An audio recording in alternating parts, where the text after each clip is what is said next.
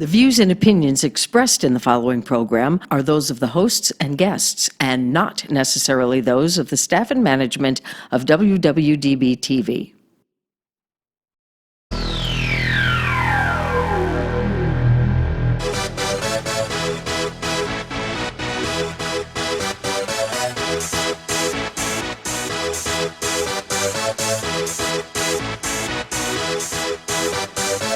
Y'all ready for this?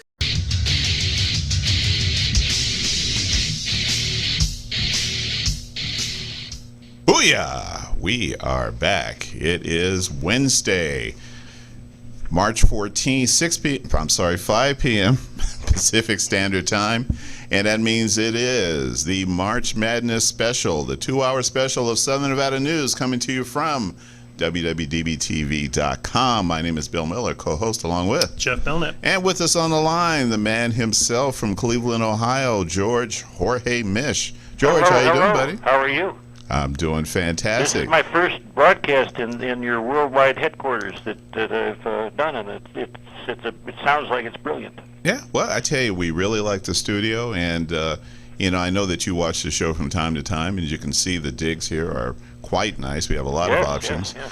And, of course, this is the show that we've been pointing to for the last few weeks, everybody. The 2-hour special, The Big Dance, is just hours away. And this is our special in which we will break down our picks for the entire tournament, the first show. And then next week, see how we've done. I think that there's a lot of rumors about people just betting against me, and you'll do just fine. We'll see about that. Well, if they did that actually against you in the NFL, they wouldn't have done very well. That's right. Because you were solid about 54%, I believe. Yeah, listen. I'll take that. I'm all about trying to get that C average. Yeah. No, that's good. 54%, man. That's what. Hey, George, how much of those big guys that you roll with that they get paid to do this? What's their percentage? They don't put it out there. They don't know. Yeah. They won't. They admit it when they have a good week. It's always 83% because one time back in '67 they did it, and that's the last time they kept track.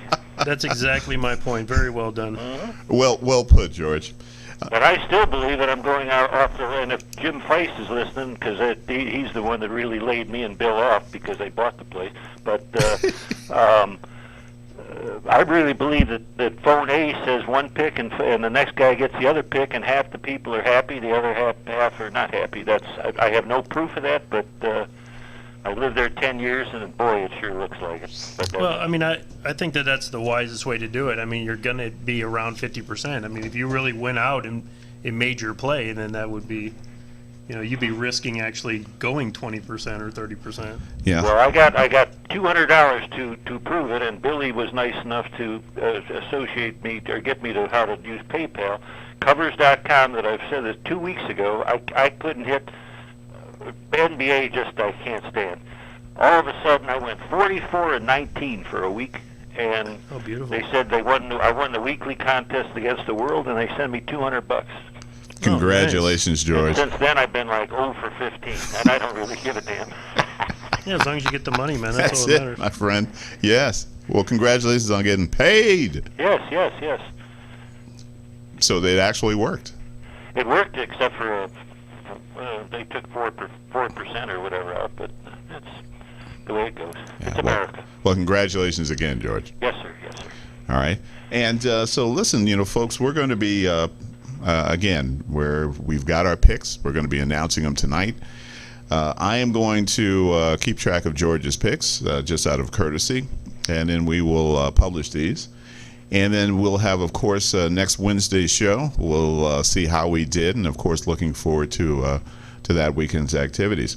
But before we get started, and we just wanted to, let's start with the teams that didn't make it, and I'd like the opinion of the two of you, and I'm not sure who would like to go first, but who would like to discuss? I only have one, so I can go first to St. Mary's. I know they beat Gonzaga, I believe, early in the season, but I think they at least deserve to be in. Penn State, they beat Ohio State 3 times in 1 year. I know they lost a lot of other stuff, but I think they're far more capable, or was capable of being in there more than Oklahoma, who lost 8 of their last 10.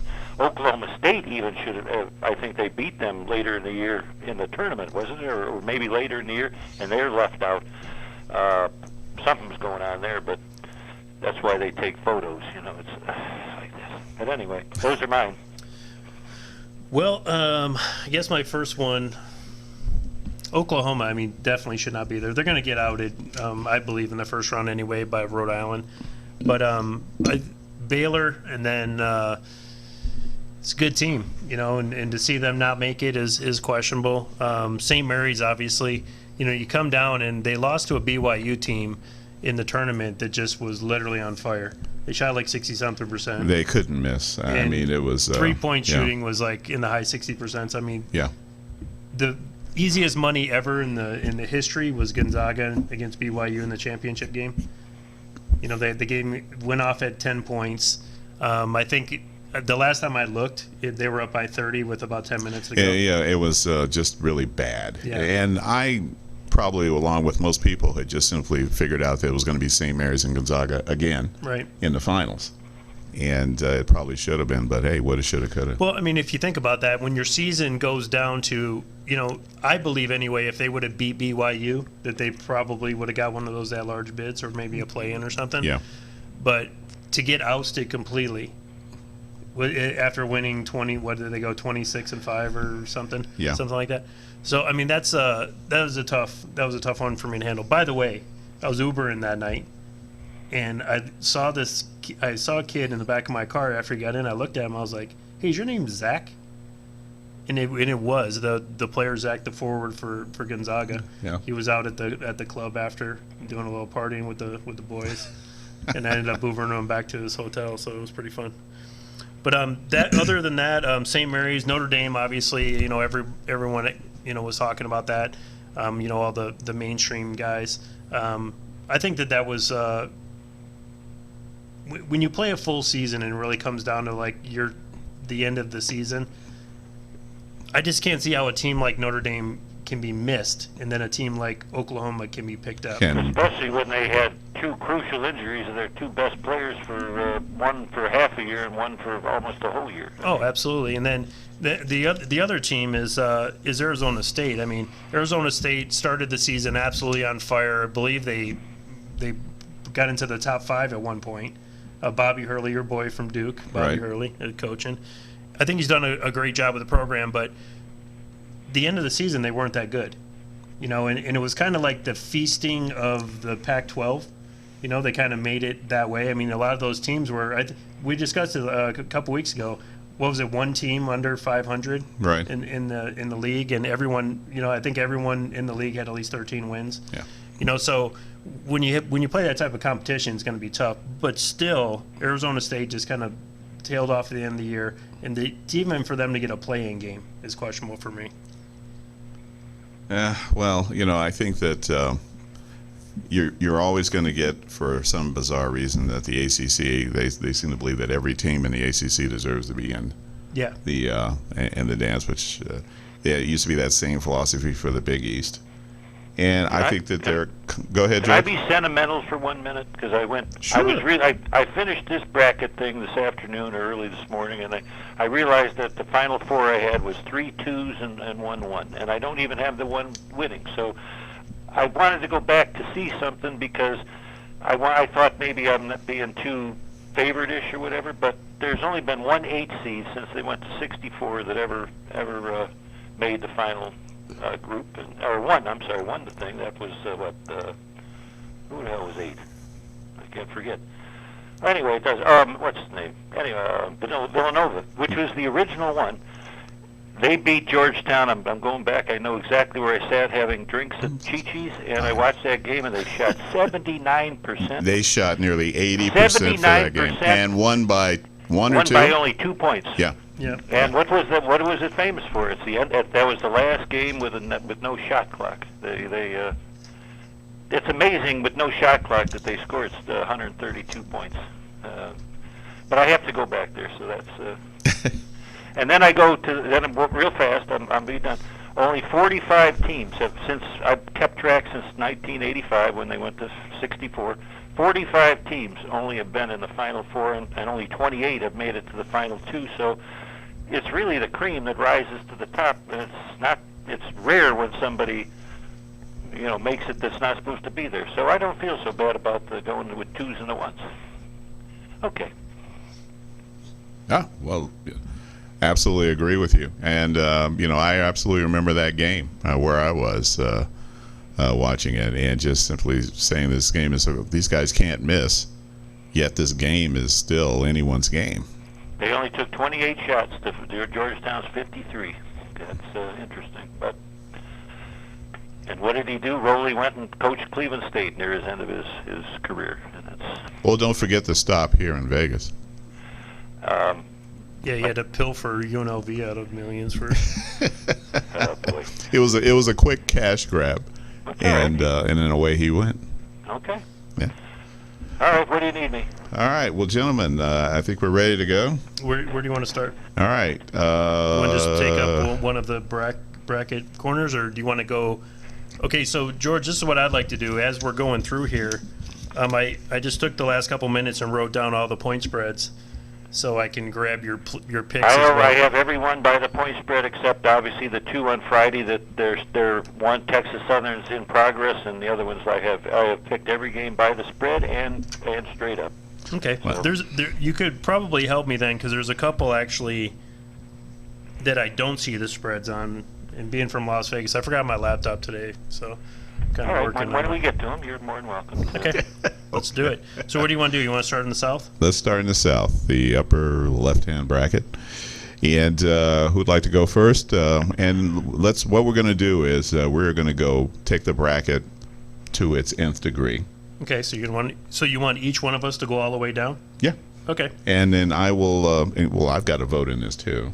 Right. Yeah. I mean, not just. So do you want to go per round, or do you just want to go all the way through? What do you think, George? I think too much talk by one person. No, I'm just saying we take each game and then we just rotate it. Too much talk to go all the way down to the Final Four. I'm saying, but No, we're going just per bracket. So we're just gonna we're gonna go bracket, and then each one of us will do our point of the bracket, and then we'll go to the next bracket. Sound good? Wonderful. Fair enough. All right, I'll go first. So in the South, I have Virginia and K-State, and then of that game, I have Virginia winning. In the other game there, Kentucky and Davidson. Actually, I think Davidson can win this game. They're getting 5 points. I think 5 points is actually a good play on that. I don't think Kentucky's that good this year, but I am going to take Kentucky, but I think that it's going to be a close game. They're going to play Arizona. Arizona shouldn't have any trouble with Buffalo. And then Arizona wins that game, plays Virginia, and then we'll just hold off right there. Yep. And then Loyola Chicago is a better team than people are giving him. And I think that they played a game late a couple of weeks ago where they got blown out pretty bad.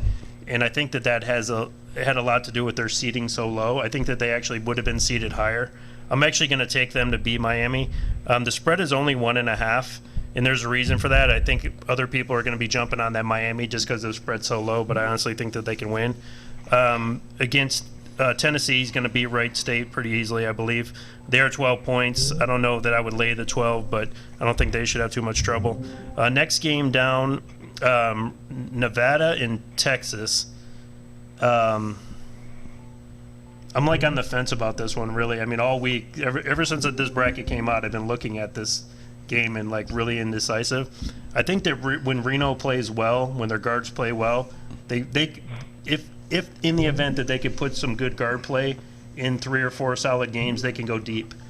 They can beat some of these other teams. I don't think that they're going to play that way, but they will beat Texas. The spread's only 1, and which is I think is where it should be. These teams are pretty evenly matched. Cincinnati shouldn't have any trouble with Georgia State. That puts Cincinnati against Reno. I think Cincinnati wins that game. I'm going to put that point spread at 5 if the event that happens. Tennessee's going to play Loyola Chicago. Tennessee's going to win. Cincinnati plays Tennessee. Tennessee wins. Virginia beats Arizona State, and then Virginia goes to the final four in the bracket. Okay. Did you get all that? I didn't, but you wrote it down. I'm glad you wrote yours The down. best thing about this is you can actually stop and rewind. So, There we go. all right, George, go for All right, it. Yeah, George, because you you're said up. Arizona State they played, and that doesn't make any sense to me. Anyway, Virginia and UMBC, obviously a Virginia win. I'm going to give out the 22 points and have it just for them to have a dominant performance. I go with Kansas State with you also, and I believe it when I put it on covers, it was Kansas State was getting one. I don't know what is going on now, but that was a couple of days ago. I think it is +1 still. Okay. I'll take Kentucky, but I'm taking Davidson with the points. 6. I have it at +6, but you say 5. That's good enough for me. So are you taking Kentucky? Kentucky, sir. Thank you. Arizona will drop the Buffaloes, but not without a fight. Buffalo +9.5. I have them, and I'm going to take Buffalo, a very underrated team in the college basketball world. You stole my thunder with Loyola. I told Billy this about his friend Mace. If he's listening, I apologize, but I have Loyola winning and covering or getting +1.5, 2.5, whatever it is. Also Tennessee to beat Wright. And where's my? I think I took. I told you I'm all over the board because I actually took Wright State +13 and that. Nothing for any money-wise, but that's how I would take that. I didn't have really any trouble with taking Nevada at all.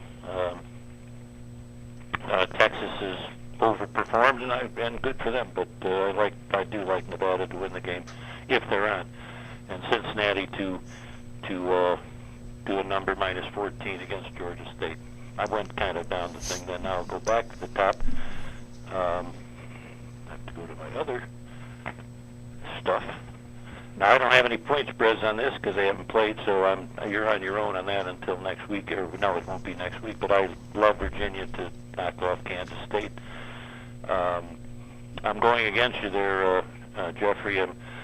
I'm taking Kentucky to make a small upset against Tennessee. This is tournament time, and they know how to win in the tournament. Close game, though. Well, hang on. I mean, not against Tennessee. I'm sorry, against Arizona. Against I Arizona, apologize. I'm ahead of myself. Okay, so all right, hang on. So we've got Arizona and Kentucky, right? And I'm Okay. taking Kentucky to go to the And in second- Kentucky through the beating second round. Arizona. Okay. Yeah. Sweet 16. All right. The Chicago, Loyola, Tennessee. The Tennessee will should be able to stop them, but probably a better game than you think. And the Nevada, Cincinnati, I went opposite of Jeffrey. I think Cincinnati is. I watched them twice. They're just tenacious. They don't score. I think they're like 55th in the country in scoring, but they got the number 2 defense, and that's good enough for me. So I'm taking Cincinnati to go through 2. Okay. All right. Did we go any farther? Or that's as far as we gotten right now, or no? I don't know. Do you want to go all the way Kentucky? through? Or? No, let's If I do, just I'm go taking there, and then Virginia. I'll give you my picks now. Okay. All right. Okay.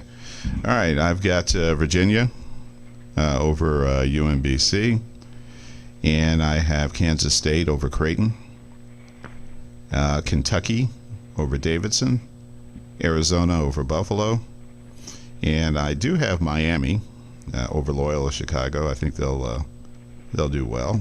Then I have Tennessee over Wright State, Texas over Nevada, and Cincinnati over Georgia State.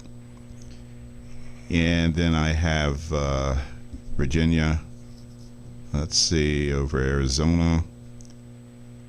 And then I have Tennessee over Cincinnati. Okay, so you have Cincinnati beating Texas. Yes, I do. I'm sorry. Okay, I have and then you Cincinnati have- beating Texas, Okay, yeah. so then you have Tennessee, Tennessee beating Miami, Okay, and Arizona beating Kentucky, okay. and Virginia beating K-State. All right. Yeah. That's really good, similar to what I have. All right. So, Want to just finish up this bracket since we only were at the final 8 here? yep. Yeah, sure. Okay. All right, whatever. Jeff, you're ahead of me. I apologize. Yeah, I actually already gave mine. I have Virginia beating Arizona, and then Tennessee beating Cincinnati, and then Virginia beating Tennessee, and being that Final Four represent. Okay. Well, I have Virginia knocking out Kentucky, probably good, and I'm sticking on the bandwagon, which I've started. I'm going to take Cincinnati to drop Tennessee to get into that, and then let's throw another upset. Cincinnati for the first time to be in the Final Four since 1985, and go to the Final Four with that. Wow, Nice. outstanding. I like it. All right. Let's see. I've got, Virginia beating Arizona. And I have Cincinnati beating Tennessee. And then I have Virginia going to the Final Four. Okay. All right. So we're looking pretty close into the Elite Eight. Yeah. All right. So shall we take the that West? same to the West? You going to go to the West? Okay. So I have a Xavier, and that's one of the ones I didn't. Well, I guess they wouldn't have a spread because I don't know who they play yet. Yeah. It looks like last time I saw NC Central was up 10 at the half. I don't know. Do you have an update on that score? Central was up? No, the other way. Was it? Texas Southern was up? Yeah. Okay. Let's take a look. The Texas Southern's up 54-38, 7:54 left in the second. Okay. So that spread will be somewhere between 17 and 19. Xavier wins that without any trouble. I have Florida State. I think that game, it's 1.5 right now. I think that game will drop down closer to a pick 'em before it goes off. But I have Florida State winning that game. It's going to be a close game. Ohio State against South Dakota State. I like South Dakota State in this game. I don't think that they can beat Ohio State, but I do think that that it's going to be a challenge for Ohio State. But I think Ohio State pulls that game out. And then I like the Zags, obviously. That was another one. I didn't see the point spread on my site. Do you have that point spread? Kind of somewhere. Like I said, I did these by days, but go ahead and. So I think that the Zags have something to prove. They went deep last year. Obviously, went to the finals last year. Yep. And they just were a few shots away. Minus 12.5. Minus 12.5. Sorry. I actually love that minus 12.5. That would be a great play. Nothing against NC Greensboro, but I think Gonzaga's in a position where they have something to prove after what happened last year. They got a lot of guys that are returning. It's going to be a good game. So then Houston and San Diego State. This is another one that I wasn't really just wanted to jump out on. San Diego State's a solid team. They play great in the tournament. Mm-hmm. The last part of the year they played pretty well. Houston, I believe the last game of the year, they lost by 1 to Cincinnati. That was obviously they played several teams close. They beat I think it was Kansas. They beat somebody good. I can't remember exactly the team. I did take Houston to win that game. It is -4. I think I might take San Diego State plus the points. I think it's going to be a close game. Michigan against Montana. I think Michigan wins. I mean, they're hot at the right point of the year, and aside from the fact that they're my team, they are playing well right now. So I think that they should be Montana easily. -11. I'm not sure that I would bet that, but here nor there, whatever. Providence against Texas A&M. I do like Providence to upset in this game. Providence is a better team that people give credit. I mean, they play in a really tough division with Xavier and Creighton, and so it's tough to play those games. And then when you see them outside of these games, people might look at their record and think that this team is not is solid. But when you have to play these teams, Villanova twice and Creighton and Xavier, it kind of puts them in a tough spot to win. So I think that they can win that game. The +3 looks really good. I might just even take that on the money line. North Carolina obviously is going to win pretty easily, 19-point favorite, and they might run that score up. So I wouldn't be surprised to see a blowout. Sweet 16 games. Xavier should handle Florida State. Ohio State and the Zags are going to be a good game. I'm taking Gonzaga again. Michigan, I think, that's going to be a really similar spread. In the event that those two play to the San Diego State game, I think it'll be Michigan about -4 if they play. Michigan, I like Michigan to win that game. And then I'm going with an upset. And we're knocking out North Carolina with Providence. Woo! So we'll go from there. And then you guys, George, you want to go? No, I don't have to yet. Yes, sir. Private joke. Inside joke. Yes, very inside. I'll go with Xavier all day with that. I couldn't even find a line on it yet I because don't they're think not there is. over. But There won't be until tomorrow yeah, until this other game. I understand that. I'll have to differ with you. The addition of Porter coming back from injury after being out the whole year, he may be rusty, but I think he'll be the difference and whip Florida State in a close one, but they'll whip them anyway. And then Ohio State, I really wanted to take a South Dakota to win the game, but then I saw that they lost to Kansas by 33 and some other lesser team by 20-something, so when they've stepped up in competition, they're not quite as good as they are. So I took Ohio State, but the points are the way I go with that one all day long. And I do have Gonzaga minus 12.5 to roll. The Houston game is the only one I changed this morning, and my rule is never change my first reaction, but we'll skip the marriage thing. I don't want to bother you with that, but let's just put it this way: if there was a chain on the side door, if the chain wasn't on the side door, the second option with $12,000 in my pocket, I would have left. But it was there, and I was stuck with only one option, and Bill knows how that worked out. But I'm going to stick. I had San Diego all week, and just this morning I changed it to Houston. But the points, which 4.5, I have to take San Diego in that ball game. Yeah. So San Diego will win that Michigan, game. of course. No, Pardon he me? likes Houston, He but likes San Diego Houston. plus the points. Okay. Yes. Got it, Billy? Got it. Okay. And then the Michigans, I took originally Montana against the spread. I've had Michigan all week. I got Michigan to win the game by about 13 points, and that's right around the spread, 12-13, so it's just where it's supposed to be. Providence, I did pick the upset in that one. I took Providence to beat Texas A&M by, I believe, a point, which that's good enough to win. Yes, it is. And North Carolina to take care of Lipscomb. Is Lipscomb named after? This is not a joke. Is that anything to do with Big Daddy Lipscomb? I'm not trying to be a jackass when I say that. It's, I've never heard of Lipscomb, but I couldn't tell you.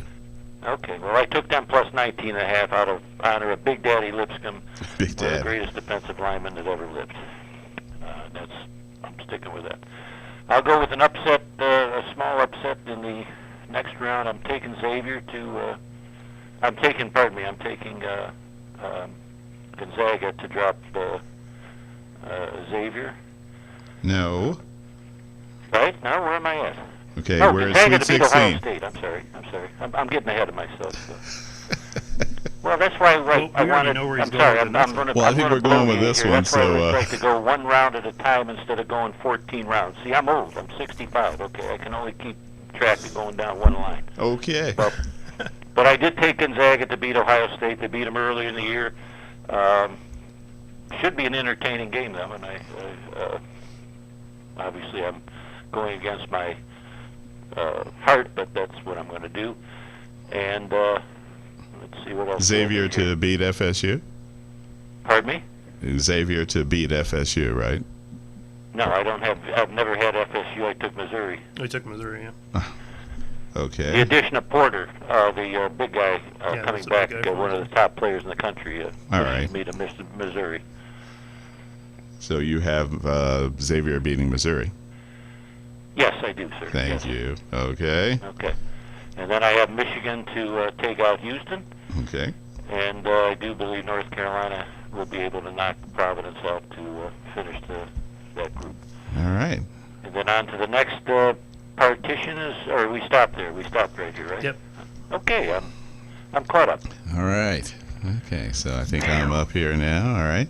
I have Xavier beating either Texas Southern or North Carolina Central. I do have Florida State beating Missouri. I have Ohio State beating South Dakota State, and I have Gonzaga beating UNC Greensboro. Houston beating San Diego State. Michigan beating Montana. Providence beating Texas A&M. I have that, if that's really an upset. I don't think that's really an upset, though. That's a 3-point game, but I don't believe it's an upset. I think Providence is definitely evenly matched. Yeah. and I have Lipscomb. No, I have UNC beating If Lipscomb. you like Lipscomb, go with it. It's a 19-point dog. That's what, about plus 750. Now, I suspect that UNC is going to dispatch them fast so they could save the, give their players a lot of rest. Yep. I think That might be over. a North Carolina first half type of bet. Yeah, and then after that, then go with Lipscomb. The Sweet 16, I have Xavier beating FSU, and I have Ohio State getting past Gonzaga. Okay. What do you want? There you go. Yeah. Okay. I have Michigan over Houston, Okay. and I have UNC beating Providence. Okay. So right. we're pretty. You and George are almost the same down the line. Yeah. Okay, so then from there, I got Xavier beating the Zags.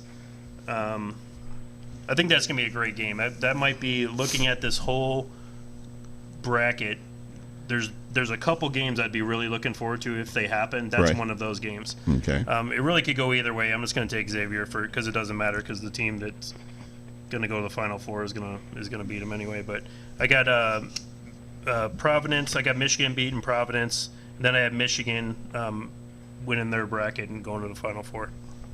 No. You heard it here first. Is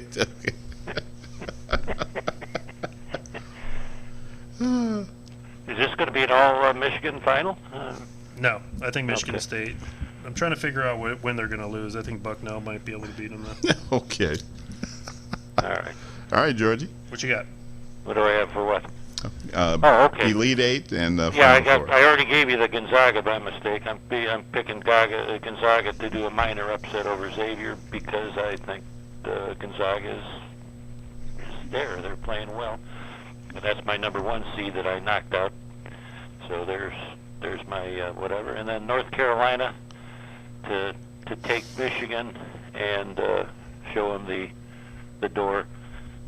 If Harbaugh was the coach of the basketball team, I might go the other way, but he's not. So, Okay.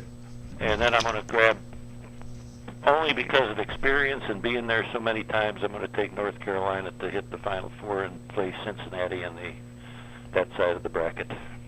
Okay. Okay. All right. Let's see. While we're there, Yes. and we have time to spare, We do have time to spare. I read this, and I hope this is not fake news, but it doesn't make sense. Is it really true, Jeffrey or Bill, that Gonzaga is being wooed by the Mountain to get into basketball? That's the word around the streets. Okay. I think you that realize would they be. haven't- I think it'd be great for the Mountain West Conference. It would really be great for Gonzaga Yep. to have some, It'd serious be perfect competition. for both, but you realize Gonzaga hasn't played football since '41, so it would be just for one sport. Well, Yeah. I mean, it's the same with Notre Dame and playing in conference basketball play. Yeah. Yeah, I think it would be good. It would be. I think it's going to be disastrous for that conference. The Western Athletic West Coast. West Coast West Conference. Coast, I'm yeah. sorry. I think it's going to be really tough for them. But Well, they're talking about St. Mary's as well. yeah, So I mean, you basically lose your top two teams. Jeez. yeah, that But I mean, that after would be absolutely what have disastrous. they been yeah. in? 23 straight championship games. Yeah, I mean, so it's it gets to a point where you're like, all right, we beat these guys up enough. Let's move on. yeah, and I think as far as the Mountain West Conference is concerned, it would be great. It Yeah. really would. Now, Well, do you feel any? I mean, I just read the article, and so you validated it for me. But they were trying to get a decision, but now they're going to wait. They put it back to the end of the tournament. Does that okay. help you guys, or does it really I matter? don't think it really matters. Okay. Yeah, and Just there's wanted to know. there's a couple other teams that were kind of talked about. I mean, they're talking about UTEP as well, possibly trying to get in there. The Mountains. UTEP. Oh, okay. Yeah, so I don't know. We'll see what happens. I mean, I think anything that brings more competition to the league would be good. I mean, I think that they immediately come in and As a favorite. Why Yeah, isn't that's the anybody favorite. mentioning New Mexico State, or are they happy where they're at, or something? I mean, that program is so much better than where it's supposed to be at. I mean, it's well, that conference is exactly what it's named. WAC. okay. Well, You like that? Yeah, it's never been. you'll see in a few moments what Clemson's Well, going to get when they play New Mexico State. Well, the exactly thing- what you heard. Whack. the thing is with that conference, I mean, the WAC actually used to have a lot more competition, but they've let a lot of smaller schools in. Yeah. Which kind of took them off the. Well, it diluted Yeah. the overall conference. Although that they have Grand Canyon in that league, and I actually like Grand Canyon. They're a pretty I do solid too. squad, and all year long, the spreads are like the book doesn't know what to do with them.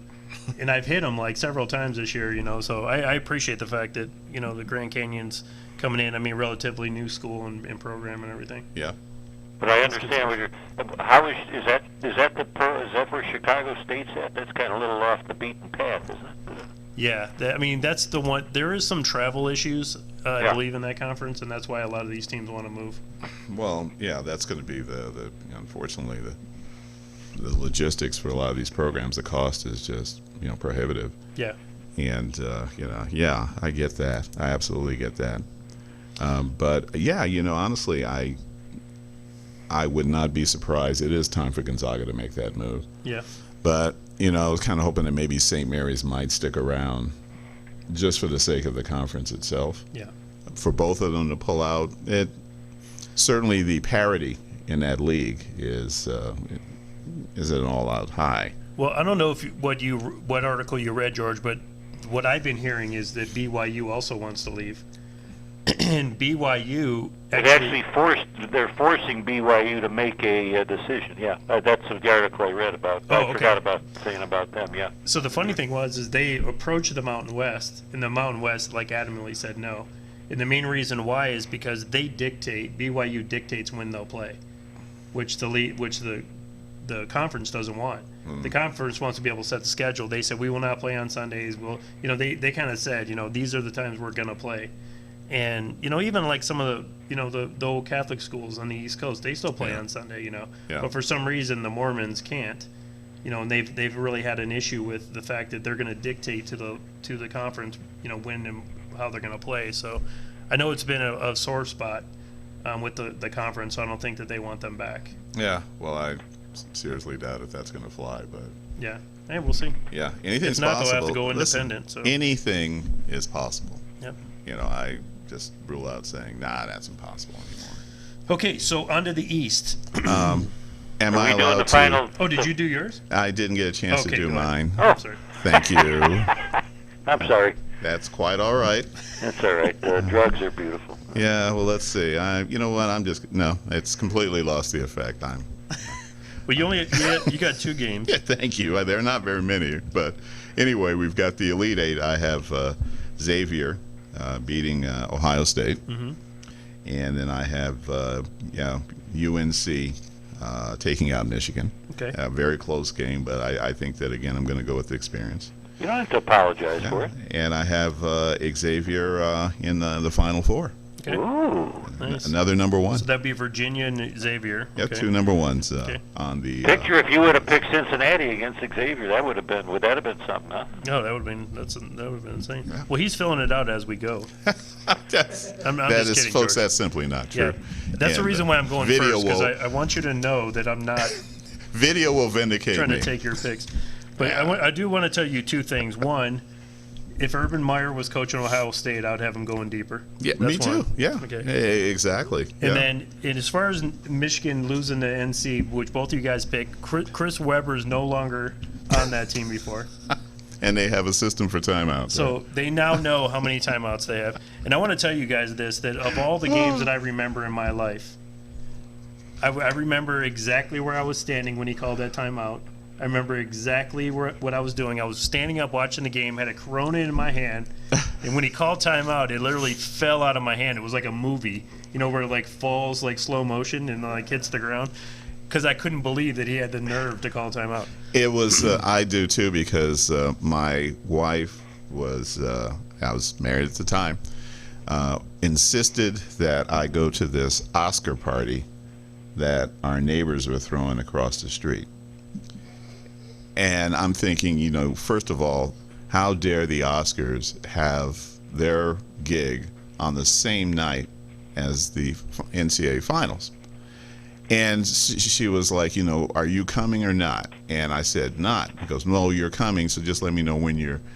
And I remember just showing up over there, and it was the same thing. Every husband there had this look of like, can you believe this?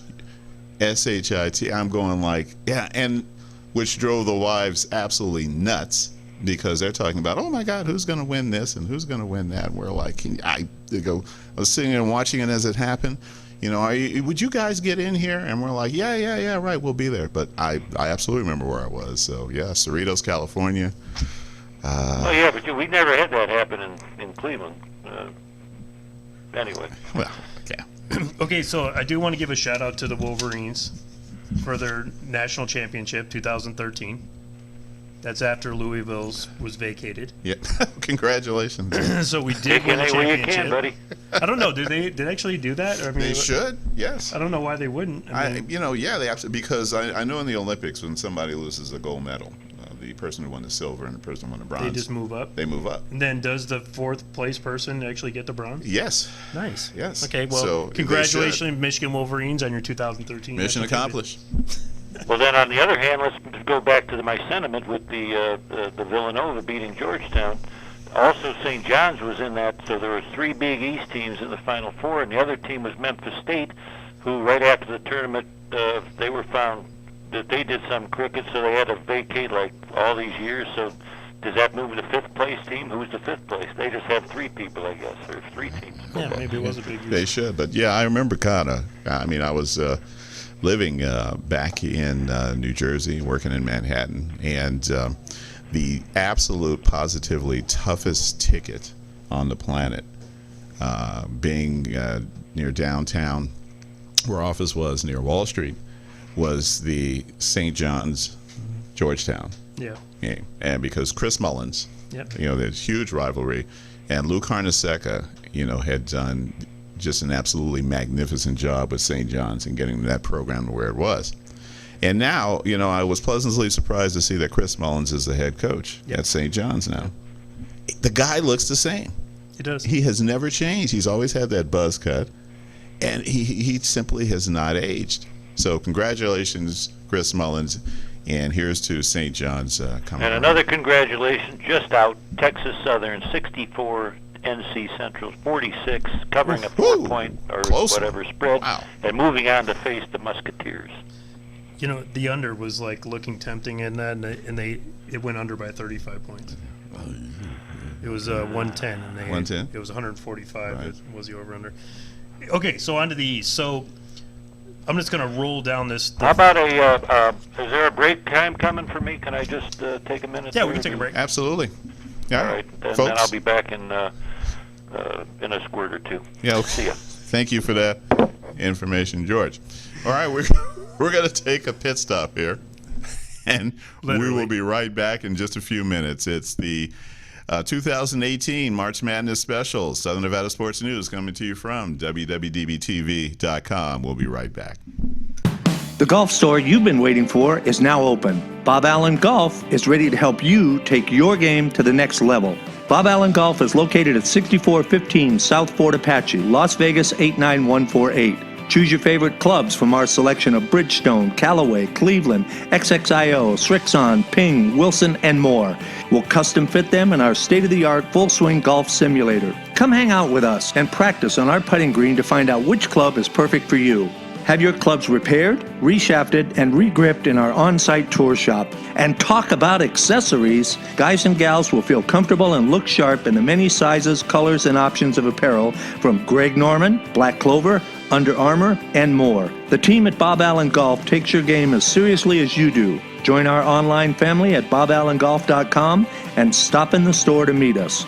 Remember, at Bob Allen Golf, your game is in the bag. Need help with your taxes? Numbers not adding up? Wondering how recent tax changes might affect you? Don't pay more in taxes than you have to.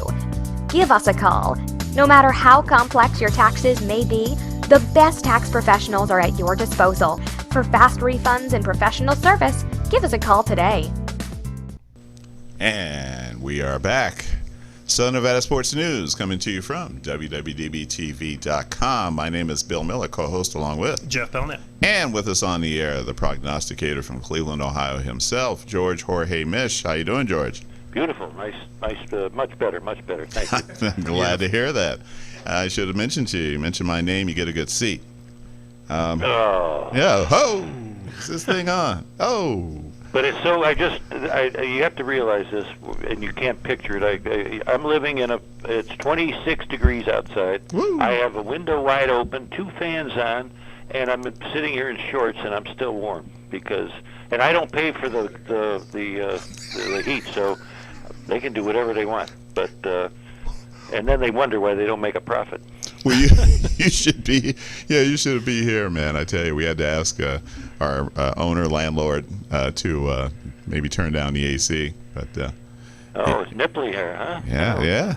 Tell you, man. Yeah, it was all happening here. Good for you. All right. Well, listen, we're doing very well on time. And folks, if you're just joining us now, this is our 2018 March Madness 2-hour special that we've been looking forward to, that we've been mentioning over the last few weeks. And we have covered the brackets so far for the South and West, and now we are going to start with the East. Who'd like to go first this time? Jeff, you still want to? Yeah, we can just keep it on the same if you want. All right. Before we go forward, I am going to lay out a couple games for today. I like the Stanford -3, which I took earlier today, and then I think I'm going to take Arizona State. I might have to do that while we're on the air, but you may have to make a move on that. It starts in 25 minutes, but I think I'm going to take that minus the 1.5 points. So I'll just go down my brackets. Villanova wins the game easy, although I think Radford's a good squad. The 23.5 points. They have a way of not covering games, Villanova, but I don't know that I'd lay the 23.5 points. It wouldn't be my favorite to take, but I think Villanova wins that game easily. I like Alabama against Virginia Tech. Alabama's been a solid program most of the year. I'm just liking the direction that the young man from the Spurs has went, and I'm gonna take them plus the 2 points, and then to win that game. West Virginia against Murray State. I really want to take a 12 seed. I just can't see that 12 seed winning. They're a huge underdog in that game. West Virginia has been a solid team all year. I'm going to have to go with them. Wichita State laying 12 points to Marshall. Marshall is not a bad team. I believe this is their first tournament. Am I wrong, George? When what? Is this the first time Marshall's made the big dance? I got them on the floor here, but I got to look. It's all in Yeah. a mess. But, I do like Wichita in that game. I'm not sure that I would lay the 12 points in that game, but I'm gonna definitely take Wichita. And then I'm gonna go with my upset special. Okay. Take St. Bonnie's to beat Florida. St. Bonnie's is one of the more solid teams in their conference. That doesn't mean a whole lot because they don't play a lot of like hardcore teams, but they did win last night against UCLA, and UCLA kind of kept coming back, and St. Bonnie's was trying to pull away, and UCLA came back, and then guy hit a couple threes crucial late in the game and just put them away. So I'm not really completely sold on Florida, and that's the main reason why I'm going to take St. Bonnie's. You do know why UCLA lost, don't you? Because there's no They didn't have any balls. I love that. I'm going to use that one. I'm taking that one. I just thought that up just now. I mean this. That's beautiful. To bring back, Marshall's been in the tournament twice and lost both times in the first round, but that's about it. Yep. Texas Tech against your boys from Austin. Stephen F. Austin. Stephen F. Austin. I like them. I just think that they're going to be outmatched in this particular game. I wouldn't mind taking the points, but the 11 points that I see here, I don't know. We'll see what happens with that one. Butler against Arkansas. I like Butler. I like them to win the game, and then go ahead and lay the 1.5 points. I don't think Arkansas is that great. I mean, I'm not really sold on any of the SEC schools myself. I did pick Bama, but they're going to be early out after that. And then Purdue against Fullerton. The only reason Fullerton's there is because they won their tournament. They'll get absolutely destroyed in that game. So The only reason they're there is the guy from Cal Davis got suspended. That's the bottom line. that's of that pretty one. much it. Yeah, I mean they if they wouldn't have won that tournament, then there's no way that they would have been in that large. So from there, I got Villanova beating Bama. Wichita beating West Virginia, which will be a really good game. I think that's going to be a close game. I'm going to guess about 3-point spread. I do have my second upset special, which is St. Bonnie's again. Uh-oh. Cinderella, baby. Beating Texas Tech. Texas Tech. And then Purdue beating Butler, which that Purdue-Butler is going to be a really good game. And I'd like to actually pick Butler to go further, I guess it would be. But I just believe that, Purdue's got, after being ousted out of their tournament by Michigan, that they got something to prove. And I think that they're going to be a solid squad. So All right. there you go. Well done. Georgie, Yes. you're up. All right, Billy, you as well, against Radford, but I would take the points in the 23.5 and hope they backdoor it. I go against Jeffrey. I think Virginia Tech. It's a very tough one. I guess it was -2. I got them winning by 3. I can understand why he likes Alabama because I think they have like 6 scorers that average 10 to 12 points. There is no superstars, and that's Sexton, I believe his name is. Yeah. He's been really coming on lately. My upset special, sorry, you don't want to take a 12. I'm taking Murray State plus 10.5, or is it around there? Maybe 11. 10.5, yeah. To win the game straight up against the West Virginia people down there, and maybe Huggins retires. That might be I do it with stats, and it came up that way, and that one I couldn't find a reason to change, so I'm keeping with it. And if they lose, I think they still got a nice 10.5, 9.5 point cover to take care of it with that. Wichita State and Marshall, I got Wich winning pretty easily by 15. That means they'll cover the 12-point spot.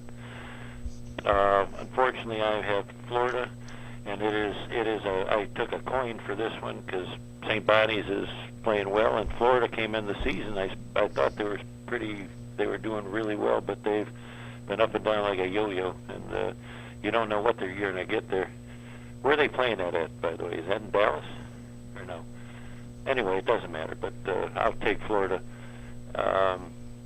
I'd love to take SF Austin, but I got to go with Texas Tech. Very nice balanced team that's been playing well, and they're one of the top defensive squads in the country, so I'll hang with that. I'm going to take Arkansas to knock off Butler. Butler is still a good team, but they've been digressing a little bit later in the season, and I just think Arkansas is moving on pretty well. I haven't mentioned this to you, but I only think there's 3 teams that can possibly win the NCAA tournament, and all 3 of them are in this side of the thing, and one of them is Purdue. They have 3 super players, and they're really under the radar. They'll have no trouble with Fullerton knocking them off. I'll take the 2 Villanova to beat Virginia Tech. Is that the next where we're going? Yeah, Villanova to beat Virginia Tech. To roll into the Sweet 16. Murray ends their one-game streak, and Wichita State makes it into the 16. And for some reason, the problem I have is there was the St. Bonnie's game wasn't over when I did this, so I took Florida to win this thing. I'm making an excuse already. Retract that. I'm taking Florida, okay? And I'll take Purdue to hit the 16. And knocking off the Arkansas team and continuing their way. All right. And then, do we go? That's as far as we go now, or That's as far as we're going right and now. We'll go with Bill. Okay. All right. I do have Villanova over Radford, and I do have Alabama over Virginia Tech. Kind of toyed with that one, but no, I think Alabama Should be a good game. It should be a very good game, which is what you expect, I think, from an 8th and a 9th seed. Yeah. I do have Murray State upsetting West Virginia. Oh shit! Sorry, George. I do like the cut of their jib. And I have Wichita State over Marshall. And I have St. Bonnie's over Florida. All right, Jeffrey. He's not one way. He goes to screw us both. He's an equal opportunity. No, he's got it. It's here. I've got a witness. I'm looking at it right now. It's definitely what he has. Yeah, and then I have, Texas Tech over Stephen F. Austin. And I have Butler over Arkansas. Yes. And I have Purdue over Cal State Fullerton. And then in the Sweet 16, I have Villanova over Alabama. I have Wichita State over Murray State. And then I have Texas Tech over St. Bonnie. And I have Butler over Purdue. That's going to be a good game. I mean, I cannot even, with looking at that, I think that could probably happen. Yeah, I mean, I like it, and I do see some upset. If you really can consider these upsets along the way, I think that this is overall this tournament's going to be wide open. Okay. And, so before I go to my Elite Eight, I'm actually going to put my point spread out for that game. I wrote 2 point spreads down here. The West Virginia or the Villanova and Wichita State game, I got it at -3 or Villanova -3. Then I have St. Bonnie's, the Purdue and Butler game I have at -4.5. I'm actually going to throw those point spreads out. Let's see how close I get. Okay, so we're going to go. I have Villanova and Wichita, and I have Villanova winning that game. St. Bonnie's against Purdue. Purdue wins that game, I think, pretty easily. And then Villanova representing the Final Four. Ooh. You had St. Bonnie's beating Purdue? No. You had the other way around. Yeah, and then Purdue beats, or Villanova beats Purdue to go in the Final Four. I have no reason to repeat it. That's exactly how I have it. Villanova, Purdue, and then Villanova in the Final Four. Okay. So that leaves Purdue now. But there's only 2 teams that have a chance to win the title in my book. Okay. What you got there? Okay, Villanova, Purdue, and then you have Villanova over Purdue? Yes. Yes, sir. All righty. Okay. All right. Share this with Jeffrey here, in case people think I'm a piker. All right. In the, let's see, Elite Eight, I have Villanova over Wichita State. And I have Texas Tech over Butler. And then I have Villanova over Texas Tech. Okay. Sounds good. All right. Okay, so we are off and running now to The Midwest. the Midwest. Okay, so first round matchup is Kansas and Penn. Kansas -13.5. That's kind of a tricky line because Penn's not a bad team, but No, he knocked off Harvard. right. I mean, in Kansas,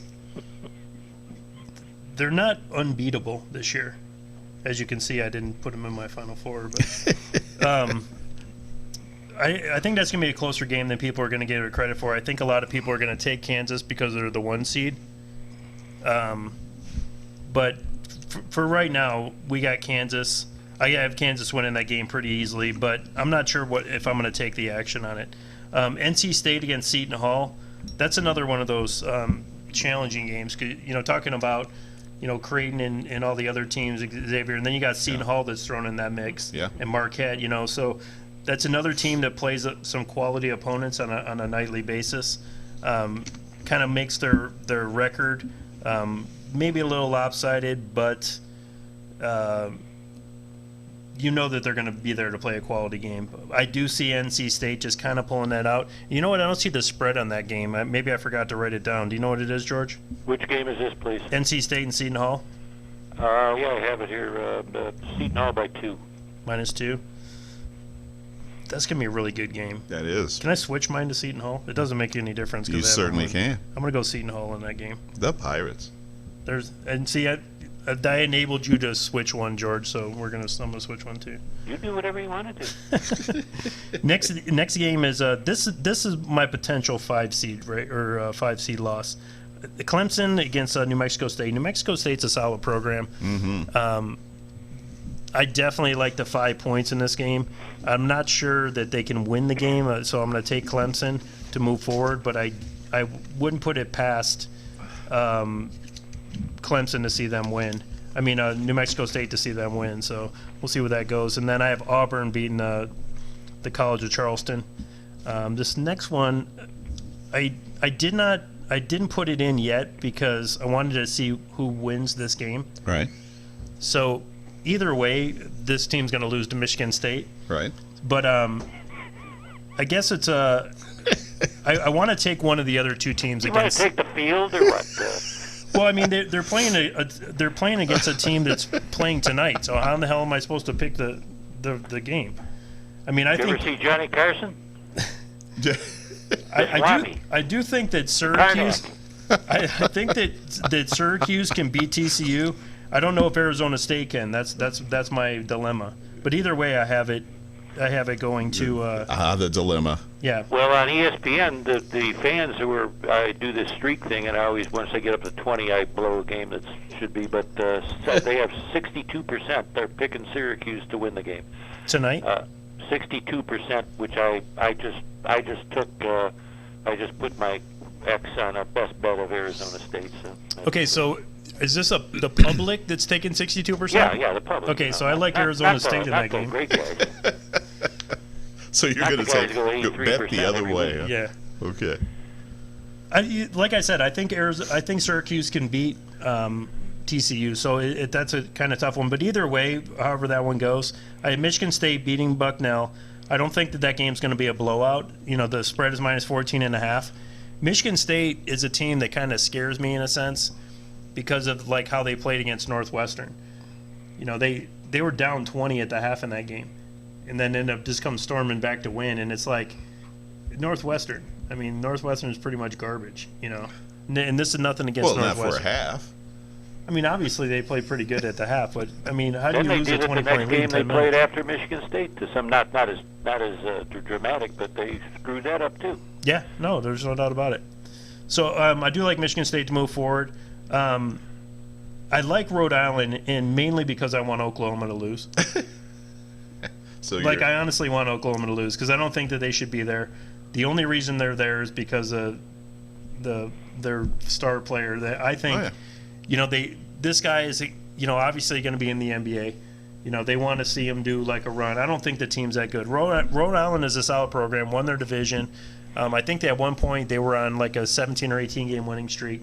They're a good squad. I mean, at minus 2 points, Rhode Island. I don't know that I would take that. You know, I'd probably stay away from a betting standpoint, but I'm going to take Rhode Island. And then Duke against Ione. I like Ione is a good team. I mean, they got a crappy They're a draw. good team, but Yeah, they got a crappy draw playing Duke, so Duke wins that game easily. they have to be very lucky to get past Duke. Absolutely. So moving on to the next round of Sweet 16, I have Kansas beating Seton Hall. I have Auburn beating Clemson, Michigan State beating whoever they play, and then Duke beating Rhode Island. Okay. All right. But George? Go ahead. Yes, I'll take Kansas. But Hang on, George. No, What? go ahead. We're still going? No, because I'll go. I'll say it when we go into the next one. Go ahead. All right, Georgie. Oh, I'm interrupting you. You know, I can't see you. Anyway, Kansas and Penn. I like Kansas to win the game, but their defense isn't what it's used to be, and I think Penn. I believe they're still slowed down offense. Plus 14.5 is too tempting not to take. So, but I will take Kansas to win. Seton Hall and NC State's a coin flip, but Seton Hall just a little bit above average team. I think can knock off NC State. I do have the New Mexico Staters at plus the 5 or whatever round, beating Clemson straight up.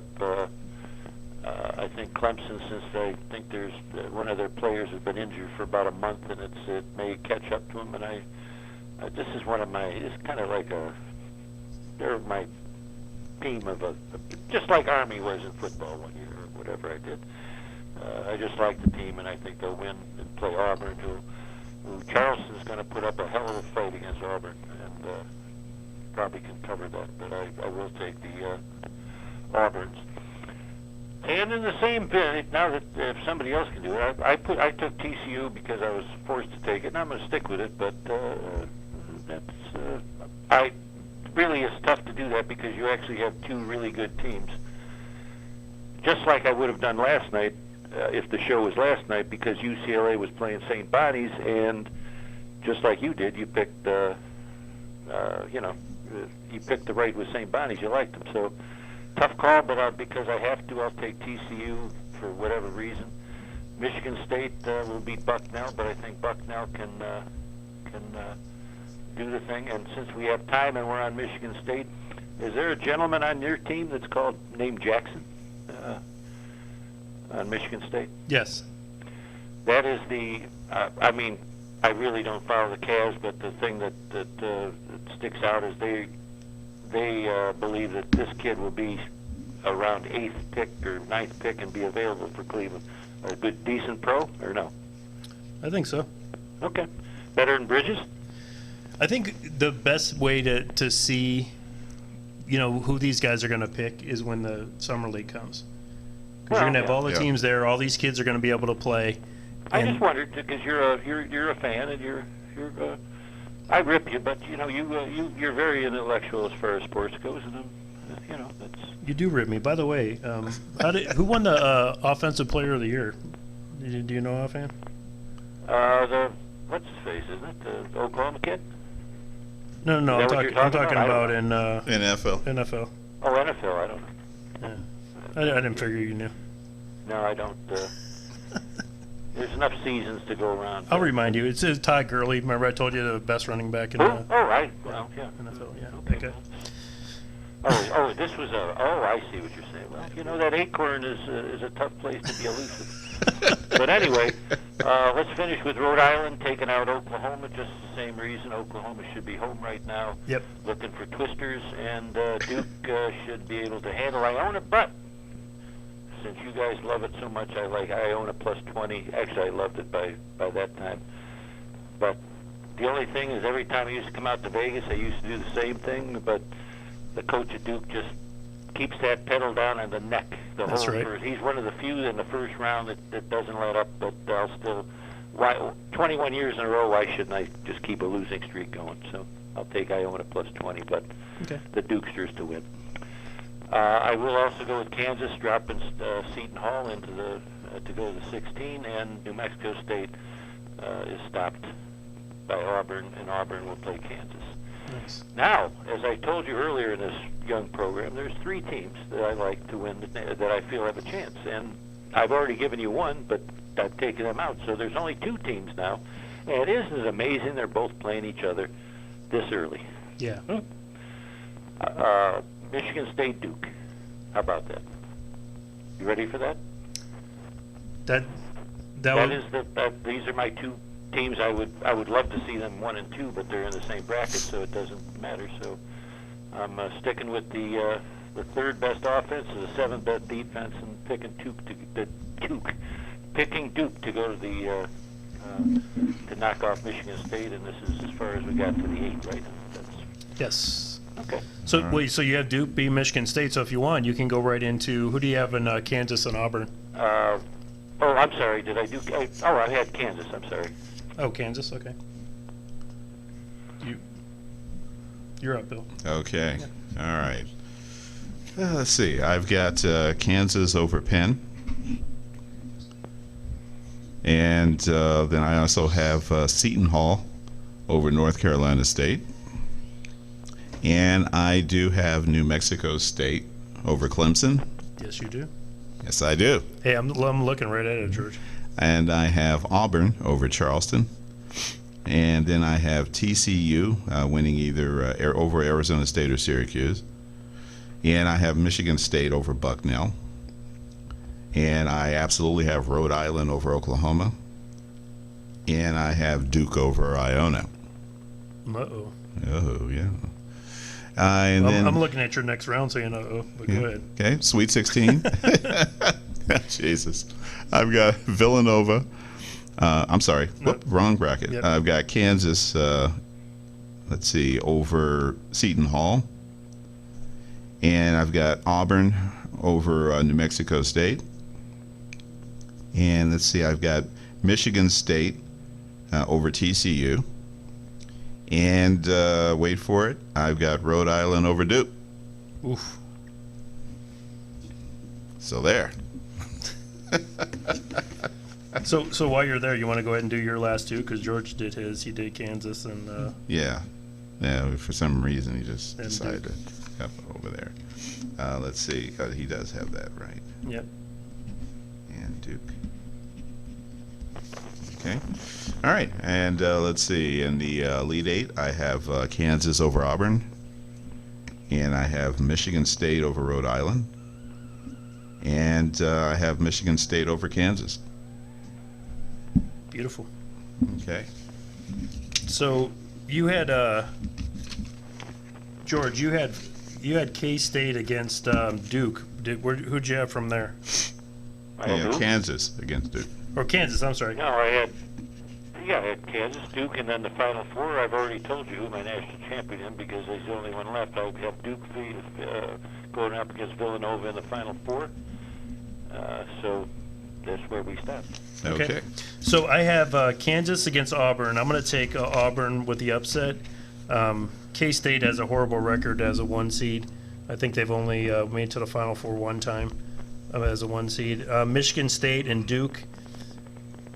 I circled this game, and I circled the Xavier and Gonzaga game because I believe that these will be the best 2 games of the tournament, with barring like whatever happens in the championship. But Michigan State and Duke is going to be a very good game, and the reason why is because the way that Michigan State plays a zone, there's a very few teams that play them very well. Duke is actually a team that is set up to play very well. Michigan State's another team that plays it well, which is obviously the reason why they beat them a couple times this year. But I do have Michigan State pulling that game out against Duke, facing up against Auburn in the Elite Eight, and then Michigan State going to the Final Four against Villanova. Okay. All right. And Georgie, Yes, sir. your Final Four? Oh, the Final Four. Well, Final Four, Cincinnati against North Carolina. We already put it there, and I'm sticking with Cincinnati to knock out the boys and go to their first final since they turned 80 or 64 teams. And they will, of course, play Duke, who's going to beat Villanova. And in a 72-71 thriller, it's Krzyzewski and the boys pulling out maybe their final championship before he retires. I didn't realize how old he was.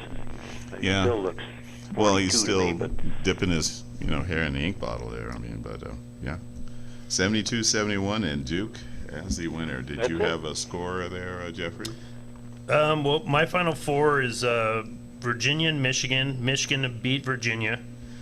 Villanova against Michigan State. Villanova wins. Michigan against Villanova. Villanova wins 73-68. no. You had the chance to have both Michigan teams in there. Yeah, I'm smarter than that. Okay. Okay. Actually, you know what? This is one of the things I really feel. With all the controversy and everything that's going on with these programs, that's one of the reasons why I have Arizona losing early. Michigan State, not necessarily the basketball program, but with a lot of the other things that are going on with the school itself, with like the Olympic, and the trainer and all the other stuff from Michigan State, people stepping down left and right, presidents, ADs, everybody, that all that takes a toll on a team. That's one of the reasons why I don't think that they'll go extremely deep. But I do have to say I like what Izzo did. It's terrible, and the press hates it. But you know what? He just says I don't have any comment. And, if you don't like it, whatever. And I think that's the only way to go because the press is going to write some anyway. And, They all got I deadlines. think he's doing the right thing because, I've read about the $70 dinner or whatever. If it's down to just that, I know the other stuff is absolutely sacrilegious. And on the other topic, forget when we get if we're still doing this in September when we do our football preview. Right now, I think Michigan State, if if there's not transfers, some are one of the most improved teams in all of the country. I think they got a fantastic look for the college football. But I digress. That's for another time, another show. That's it. Okay. I think now my final four picks and eventual winner. Drag it out, Billy. Drag it Okay, out. I'm dragging this out as long as I can. Virginia and Xavier. I have Xavier in the finals. And over Villanova and Michigan State, I've got Michigan State taking out Villanova. And I have, wait for it, Michigan State winning the national championship. Score is 68-63. 68-63 Michigan State. over Michigan Xavier? State. Okay. Yeah. Very good. Dun, dun, dun, dun. So we all have different. Yes, I'm afraid we all have a different winner. Yeah. That's the way it should be. And let's see, we have one. I have 1, 2, 3 number ones in the final four. I have one. And you have one, George. I have two. Virginia and Villanova. Yeah. Beautiful. Well, It gentlemen, wasn't we as bad as you thought. yeah, and yeah, we got that through. Did very well on Oh, it, as far as that was time is really quick. concerned. So let's say we, George, do you have time to stay on the line with us for a bit? I would like to, because I have a perfect way, and if you can't want to bullshit about this, all the free agent and the trades in the NFL, I don't know. That was my my Yeah. idea as well. Yeah. So So who'd like to go first? I don't know what I mean. It's amazing how. First of all, I have to say thank you to Joe Thomas. He retired today. Yes, he did. And it came as a shock, but he's never been known. He went fishing on the day he was drafted by the Browns. He's a family man, and he has two choices. I thought he was going to, if he would have come back one more year, he would have been a shoe-in for one of the coaching positions. But he is so good at announcing, and you got to really listen. He's got his own podcast with Andrew Hawkins. He is intelligent, funny, and he knows what he's talking about, obviously.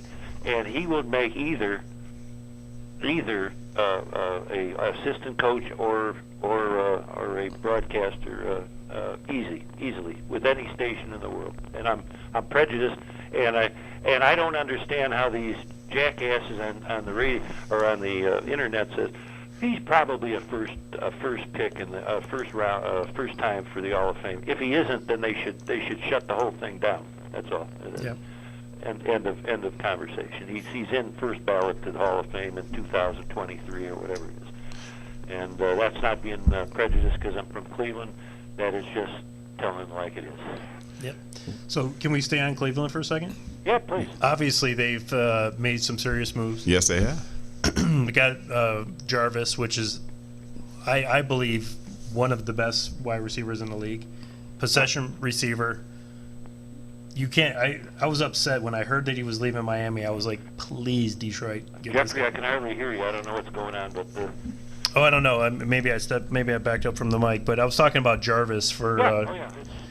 He's a great pickup, and you know, just For a fourth round and a seventh round next year, fourth round this year, seventh round last year, Miami backed themselves in the corner. They had to do something. So. yep. I think it's a great pickup. I mean, I might actually literally go and buy a Browns T-shirt just to entertain myself this year. What are you going to entertain yourself for? Oh, you're going to be a front runner now. Yeah, I'm gonna be a bandwagoner. I'm gonna jump on Well, and don't worry about it. We actually, and I have it right here because I've been following it all day in between looking at basketball. They picked up in trades and free agency 10 players in the last since it started. Lost 4, if you include Thomas, and they had to do this, in my opinion, because you can't win with a team that's first and second round players. You have to have veterans in every one of these. Some of them are goofy. I think they knew that Thomas was going to retire. I think this was just one of those. Inside they knew it because they drafted Hubbard or drafted. They got a free agent, Hubbard, who plays all 5 positions for Pittsburgh last year. He'll fit into that left tackle, and because I don't see they can. The only thing in the draft, if you're following, I think that McGillney or whatever, however he says it, and maybe a couple others. Orlando Brown doesn't excite me, although he was Zeus's son. But they picked up that guy, and they just took the secondary and just they've added, let's see, they added Carey from Oakland, Randall from Green Bay, Mitchell from Carolina. I think they realized that the front 7 has a good chance of being very good. So, anything else? It's very proud. So, one of them, ESPN says the Bears did the best, and for some reason Jacksonville. But I'll give there are no pretty names out here, but they're solid players, and they still have about $40 million in the cap to go. Well, as far as the Bears go, Allen Robinson is a great player, wide receiver, and that's a great pickup for them. I don't think that like one player is going to make any difference to Chicago. I think that they're in need of like several players in several positions. Oh, no doubt. But the Browns, I mean, where do you see them going with that first round draft pick? They picked up Carlos Hyde from San Francisco, who, for the first time since Robisky, they actually have somebody from Ohio State in an Ohio team, which is a matter with Cleveland. But I have two comments. Barkley looks great, but I do know that I know Ohio State, except for the kickoff return for the touchdown, held him to 40-something yards and 20-something carries. So I don't think a quarterback is worthy of one, to be honest with you. Even your Allen guy that you like, and he's improved by steps and bounds. And so is Mayfield. But you can get one at 4, in my opinion. I almost, if you want to complete the equation and make the Browns a dominant defense, I'd go with Chubb.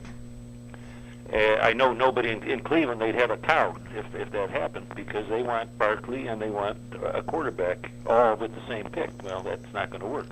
Yeah. But can you picture if Chubb and Garrett got together? And Garrett has just touched the surface for only a half a year, but Chubb is a superstar too, I believe. I mean, that's my opinion. Yeah, I agree.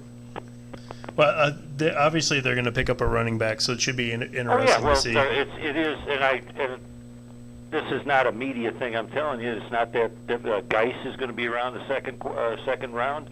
I'm not big on Jones, but he's going to be there. Michelle from Texas, Texas A&M, is that it? No, where is he at? Georgia. He's going to be there. And Dorsey, reading his history, doesn't care to do first round and a running back. So this is another one of my pet peeves, Jeffrey, is when these Mary Kay Cabot and Grossi out here, they say, through our sources, we said, first of all, if a guy inside the Browns or any team would tell a reporter what the blah blah they're going to do, they get fired. Right? They're just guessing, and I don't know. I thought of these sources before I moved to Las Vegas, and thought, wow, these are gods. And then when I moved to Las Vegas, I realized that it's all bullshit. It's they're just, all they want is clicks on the internet or newspaper. How do you think I get clicks? I put my anonymous source, George Misch. I'm just kidding, man. Okay. So, George, just to get back to the Browns, do you think that Tyrod Taylor might end up starting? If he doesn't, he'd have to be injured. No, he's not. He's not going to be paid $16 million. He's not a dynamic quarterback. But I tell you what, you go from no victories to 22-20, and Buffalo. I don't know. You guys know this. The weaponry around Buffalo that they put with Taylor is not that great. Right. But he had 51 touchdown passes to 19 or something interceptions in his career.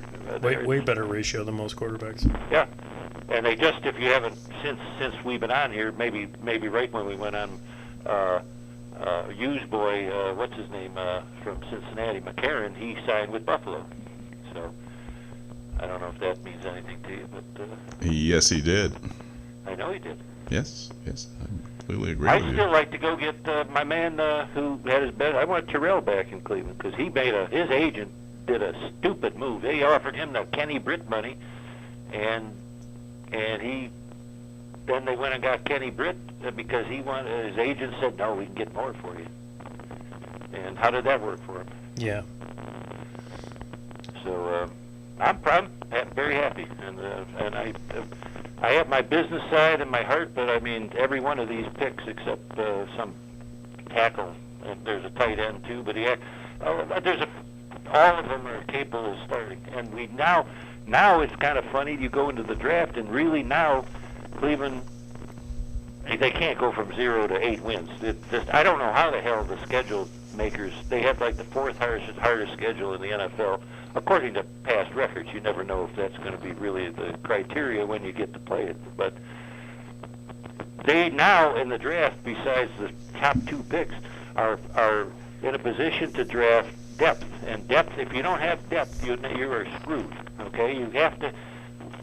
A starting offensive line is not going to last all year. It just doesn't, and injuries happen to everybody. So it's I see they did the right thing, and give the man that's been crucified, Sashi Brown, the guy that's gone now. He got them the salary cap money and the draft picks to do what he did. Besides that, he didn't know his ass from a hole in the ground. But he did do his job as far as analytics to get the compensation sitting there so they could use it. And Dorsey and his boys did brilliant to get what they got. Absolutely. And the last part, Jeff and Bill, can you picture, I mean, how hard it is for a free agent to say, yeah, I'm going to come to Cleveland? I mean, I don't think they overpaid much on any of these. They said they overpaid Hyde because it's 3 years, $15 million. I don't think that's it. They gave him $6 million for the first year, and then only half of it is guaranteed after that. And I think he did a great job. But who's the one that the Rams, I guess, are touted as doing the best for some reason? But that I don't know. So what do you think about your boy Kaiser going to Green Bay? I'm glad he went there because I really think that with a year under his belt that he could have been a much better player. I just go back to, this has nothing to do with the NFL. Every year I played hardball, and when I was a kid, first year you hit 240, 250. The second year you hit 400. You just got, as experience, you got better, and you felt more confident. I give Kaiser credit because once Thomas went down, he had a concussion and he was dead meat. But he picked himself up. Did he throw? His problem was he threw all his interceptions inside the 20-yard line. It seems like they were ready to score. That oops, brain fart. But he's going to. I won't feel bad because he's going behind Rodgers, and Rodgers should have a couple more years left. So I won't have to realize if he come out next year with another team and had a golf year like the Rams guy did, I would be pissed off because I really believed he had a shot at still starting, but they wouldn't give him another shake. Yeah. Well, I think being behind Aaron Rodgers, I mean, obviously he's coming towards the end of his career. I'm not saying he's going to stop in, but the good thing is he'll be able to learn from a quarterback that, kind of like Rodgers did with Brett Favre. Yeah, exactly. So I think it's a good spot for him to be in. And I also think I think he has the UCLA guy Hundley. I think he's just as good as Hundley. So he does. I think that'll be an open competition, and he'll get a fair shake to do that. And he's down to earth and stuff. So we'll see. Yeah. Should be good. But Green Bay also picked up Jimmy Graham. Yeah, and he was never really a good fit in Seattle. No. I mean, it looked great, on paper, but I think he will be a really good fit in Green Bay. Yeah. Well, I'm looking at what the Lions have done. Fells is already gone. He's already signed with somebody. With us. With you guys, with the Browns, yeah. Okay. It's a good pickup for you guys. He's a good possession receiver. He doesn't catch passes, but we have that Nakoa or whatever, I can't pronounce his name, the Joko or whatever. Yeah, the We guy have, from Florida. The Valve. Yep. Those are the catchers, but Miami. these guys don't like to block. And this guy, I guess, he don't care. He lines up and kicks the crap out of him, and then Yeah. he's caught like 4 passes last year or something. But blocking is just as important for a tight end. I know it's not like it used to be, but that was the main thing for a tight end way back. But yeah, okay. Yeah, absolutely. And then, obviously, the Lions let go of Ebron, which is one of the happiest days. Actually, the second happiest thing that ever had to happen with the Lions. The first happiest was when Matt Millen was fired. That was my favorite thing ever that the Lions ever did. This Eric, is not one of my quotes, but is it that I see that Ebron got caught, and does that mean? I mean, I know Millen wasn't there, but you consider a tight end a receiver too? They don't get along with receivers very well. He was he's obviously a part of the offense. Yeah. And I think he led the league in drops 3 or 4 years in a row. Really? Yeah, and when I looked back at the draft order, we could have had Beckham. Odell from we literally could have taken him first before Ebron. And there was 2 other good players that were really solid players that ended up excelling out of that draft class. But I'm really happy that he's gone. But obviously, with Fells leaving, with Ebron leaving, I'm thinking the Lions are going to be leaning towards drafting. I'm looking at the the pickups that they've had in the free agency. Their long snapper. What's that? They re-signed their long snapper. Well, that's good. Because it's important on the Lions to have a good long snapper because you do punt a lot. You do going to be punting them. So, but I'm watching Patricia's coming in as a new head coach, and the first thing he does is sign 5 free agents, all on the defense. He's defensive coordinator, obviously for Patriots. Yeah. 2 linebackers, 3 secondary guys, which was always a sore spot with the Lions. They just couldn't stop teams, from moving the ball down the field. So we'll see what happens. The one thing that I did see today that was almost made me throw up in my mouth was the fact that Frank Gore is actually visiting with the Lions, and I've been saying this for years, and you as my witness. Back, yes. They haven't had a good running back, maybe one good season out of Bush, but not had a good running back since Barry Sanders. Yeah. They don't even try to get a good running back. They don't even make an attempt. I mean, their highest pick last year for a running back was 6th round draft pick. The year before that, it was an 8th round pick. They picked a running back. I mean, at some point, you got to take an Ezekiel Elliott and roll with it, Yeah. But they had an opportunity to take Ezekiel because they had to pick before Dallas. Yeah. They didn't do it. And when you see this over and over again, you're like, why? And I don't understand. If you got a good running back available, let's get this guy. Yeah. And I mean, you got Stafford. You have arguably one of the best quarterbacks in the league, and people never put Stafford up there. But if you look at statistics, he's up there in statistical, the best. He should be. Jeffrey, are you really serious? Because I'm looking at your depth chart. How can you not say foursome of Riddick, Abdullah, Green, and Washington? 3 of the 4 I never heard of. I think one of them's dead. We'll cross him out. Which one of them have you never heard of? No, I'm just kidding. I agree. Keon Green, I never heard of him. I have no idea. I can tell you right now that he was a 6th round pick from I believe Washington. Cincinnati. Cincinnati. He's actually not a bad running back, but Abdullah, in my opinion, done. Riddick, you need. Riddick is a guy that he's a 3rd down back. He's a guy that can catch the ball out of the backfield. He makes people miss. He's just not your down to down running back. They don't have a down to down running back. Exactly. They try to make it Abdullah, but Abdullah's not that good, to do that. So you think that Frank Gore is just so you can get him on the cheap? I wouldn't sign Frank Gore for $50 in a Coke. Well, you're not a member of the Ford family. Who apparently are hard up for money.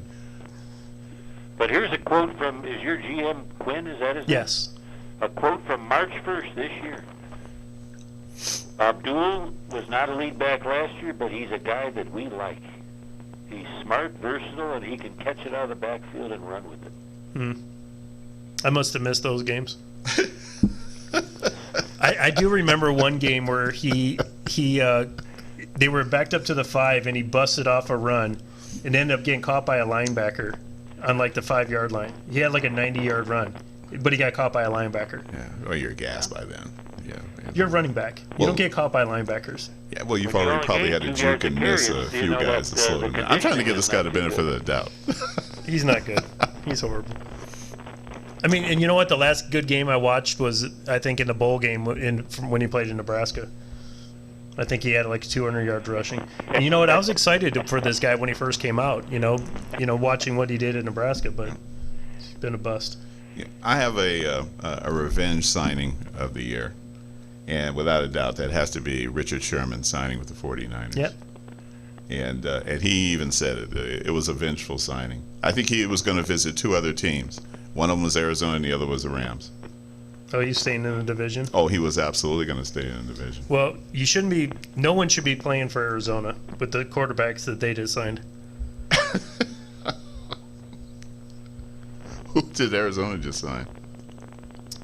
The quote in Roto World from this guy, Aditi Kinhabwala, Whoa. NFL Network, the Lions must be seeing how many 30-plus-year-old running backs they can accumulate in 1 week.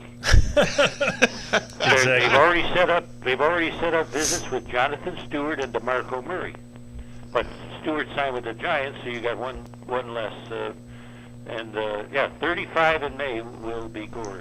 Well, I if they picked up DeMarco, I probably wouldn't be very upset. I mean, he might have a couple good years in his tank. But Arizona signed Bradford and Mike Lendon Good Lord. to replace Carson Palmer. Carson That's Palmer. Yeah, 55 years old. Well, he's the Derrick Rose of football. yeah, Bradford is, I don't know, When he's but playing, he's decent, but you know, when you get two games a year out of him, you so like Baker Mayfield? He's going to the Giants, man. Okay, I can don't know. absolutely see that. You know, Giants have to pick up somebody. Yeah, They're and they have definitely to going to pick be up taking a quarterback in the Yeah. first round. So it's just a matter of like who's left, I think, when their pick comes up. Which they should get one of the top picks, right? I don't know. I didn't see in the draft order. Number but- 2, they have the second pick in the draft. Okay, so it won't be with the second pick. I don't think they'll pick it with the second I pick. don't think they're going to draft Well, a they quarterback. don't have with another their pick in the first round, so Yeah, It'll be the second it round. might be a second round Yeah. pick. all there. right. Well, And he then probably, I got to believe they're going to be quarterbacks available in the second there'll round be a Rudolph probably out there. because they don't need a starter. I mean, they're not that desperate franchise. Well, speaking of quarterback signings, Ryan Fitzpatrick goes to Tampa Bay. Did he really? Yeah. Well, I The was good just thing about him is that he's probably going to be pretty smart with his money, being the Ivy League graduate. yes, yeah. But I can't see. balance his checkbook. Yeah, I can't see why they would. This guy is still in the league. You know, I mean, he's definitely a journeyman. He's been at several different That's why squads, he's but doing it. all I of give that him stuff credit for aside, do you guys feel that Teddy Bridgewater kind of got the raw? The short end, the greasy end Yeah. of the stick. What do you Without a think about doubt. that? But, well, I know that he's signed with the Jets, which Yeah. is to me a really good spot for him. And it also says that I think they restructured his contract, Yeah.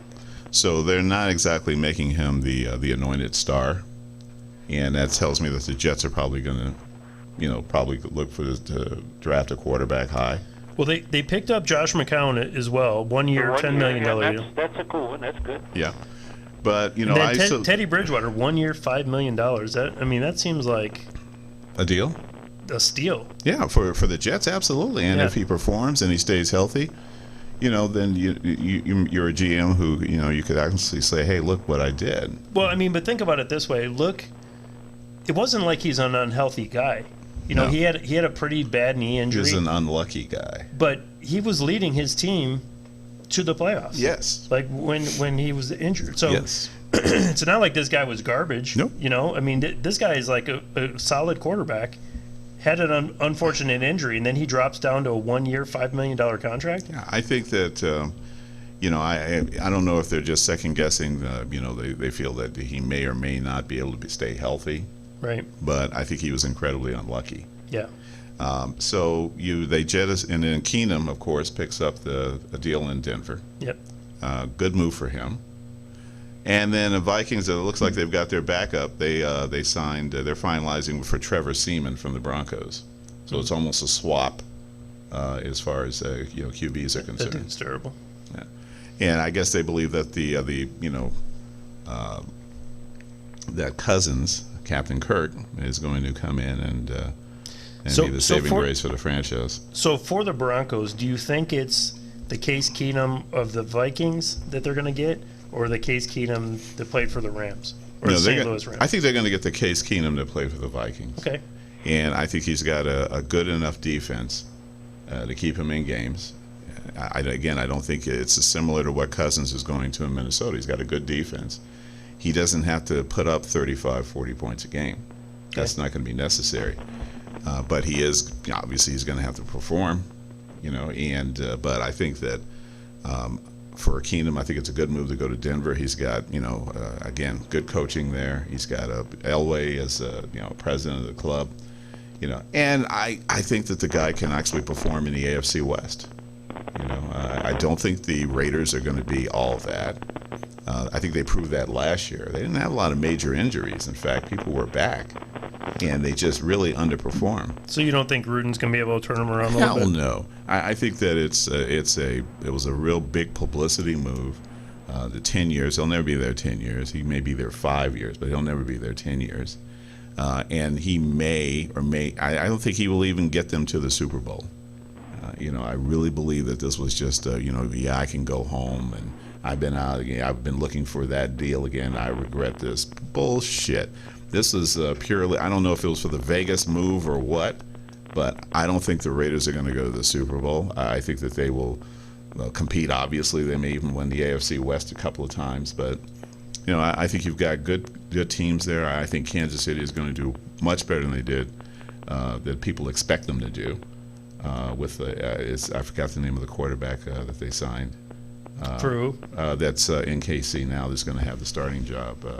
But honestly, I think it's the they young signed guy, Sammy Watkins, I believe. Sammy Watkins, but it's the young guy that's going. Mahomes is going to be stepping up. Yeah. And I think that and I think that KC, and you can't discount the way San Diego performed in the second half of last year. Yeah. And Drew Brees. No, I'm sorry. God, sorry about that. They just keep, San Diego, since moving to LA, has done well. Yeah. And they've been consistent, they were never consistent in San Diego. They always figured out a way to just screw up a game. They always, they were here, they are, they're leading, and then bam, lead's gone, they lose the game. And it happens so often. And I think maybe it's just because they were in the boutique stadium, which is the Home Depot Center. I think StubHub Arena now. StubHub, yep. It is, you're playing less than 30,000. All the games are sold out. The fans are right there. And they just played very, very well last year. So when is that new stadium opening in Inglewood? I think it's next year, not this year. Okay. Yeah, and then that'll, obviously, then they'll have the new stadium, with the Rams. And, I think that there was a really good move as far as Denver is concerned. Yep. And I think Keenum is going to perform. What do you think, George? I can hardly hear you. That's why, but I'm enjoying the conversation. I like listening to you do your stuff. That's why when God made the world, He gave people 2 ears and only one mouth. And that's impressive. So I don't know anything about San Diego except it's the best weather in the world, I hear. Oh, it no is doubt beautiful. about it. Yeah. So Kirk Cousins going Overrated. I think he's overrated myself, but I think that the reason why he's going to do well is because he's a game manager, more or less. Yeah. And that's what they really need in Minnesota. They need somebody to throw the passes when they need to throw it. They're not going to ask you to win games. Defense is going to keep you in the game. Yeah. That's one reason why I think Case Keenum did as well as he did. I don't think that it was the system. I think it was more of the system. I think Kirk Cousins might fit in that system pretty well. But we'll see what happens. I always root for the guys from Michigan, so gotta like the Michigan State quarterback getting $30 million a year, guaranteed money, by the way. Oh yeah, Cousins is 3 years, $84 million guaranteed. Yeah. 100% guaranteed. Yeah, so I believe Thur's the highest. I know Stafford's up there because the Fords like to guarantee. They really like Stafford. So. Yeah, it's just that the team he was with, the Redskins, are about as mediocre C team if there ever was. Yep. Yet they have an owner who likes to throw a lot of money around, and they sign a lot of free agents, usually in the wrong position. They'll pick up a defensive player, pay him a lot of money who was in a 3-4, and then throw him in a 4-3, and then wonder why is this guy not flourishing. Yeah. They make those kind of decisions. They will always be that kind of team.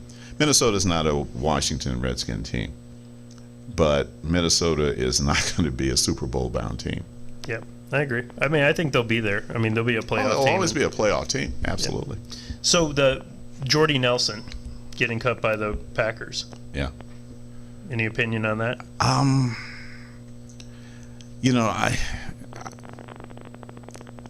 I think that getting Graham helps. Yep. Because I think he's going to be that target that he was in New Orleans, with Aaron Rodgers as a QB. Yes. And I think that if you can afford to do it, you can afford to do it. I was really surprised to see that sort of exodus coming out of the Patriots. You knew that Baldwin was done after not playing in the Super Bowl and that whole debacle there. You knew he was gone. Mm-hmm. But I think also, was it Edelman that's also gone? Yes. Yep. And then I think there was one other player that also left that kind of Amendola. Yeah. I'm sorry, you're right. It was Amendola, not Edelman. Miami Dolphins. Yeah. They went to Miami. And again, and once again, it's in the same division. I mean, that's like, you know what, it's, first of all, you got to love the weather, but secondly, you get to play your old team twice a year. Yeah, obviously. I was surprised to see Sue get released. Yep. Well, I'd like to get him for Cleveland to fit in for Shelton who left. That would be a sweet front four. Well, I think he left more or less for the money, for the money that they would have to pay him. Well, he left, I know, to go to Miami. I think he liked the weather.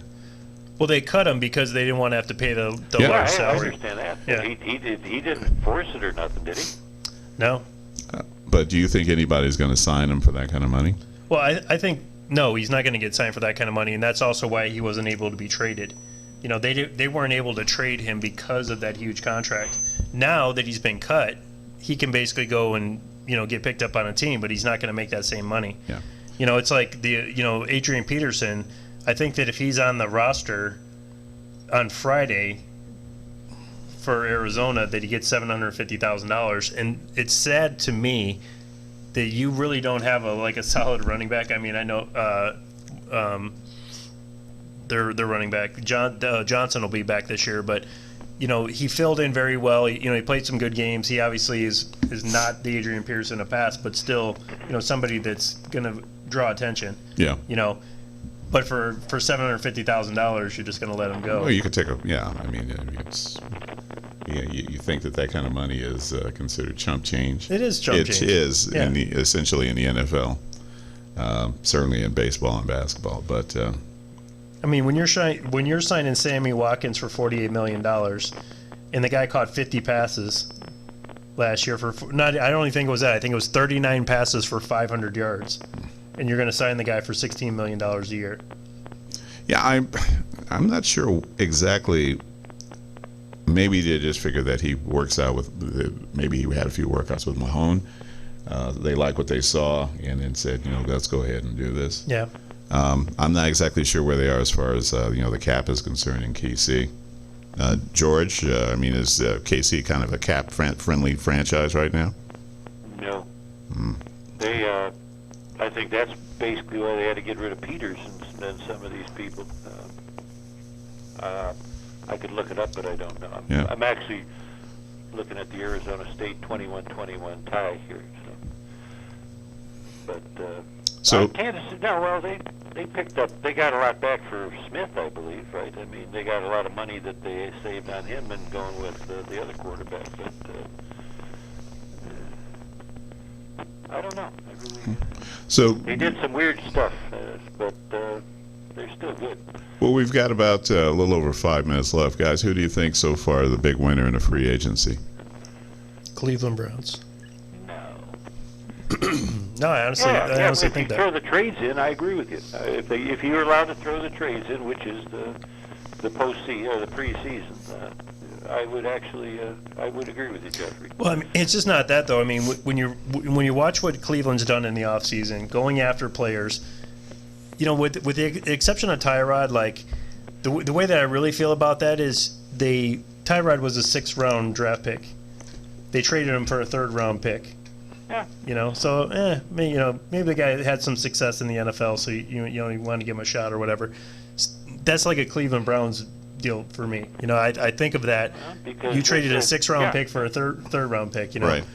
But on the flip side of that, you're looking at all the players that they picked up, and then the fact that they have all these picks coming this year still. Yeah. Well, they're down to 9 from 12, which I wish they would get it down to about 7. Not because they can't pay it, but I want some more.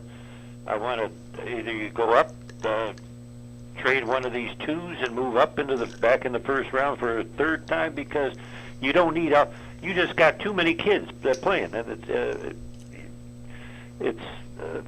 he did his job. You got 9 next year, so I mean it's I'm 65. I want to win now. 0-16 is not. 0-16 is not. It's been done before. It's not that difficult. Well, just remember what Dallas did with their picks when they traded the running back for Walker, Herschel Walker. Oh yeah. But they got like 37 picks for him. I'm exaggerating, but they. That was Ditka giving up for marijuana boy. Yeah.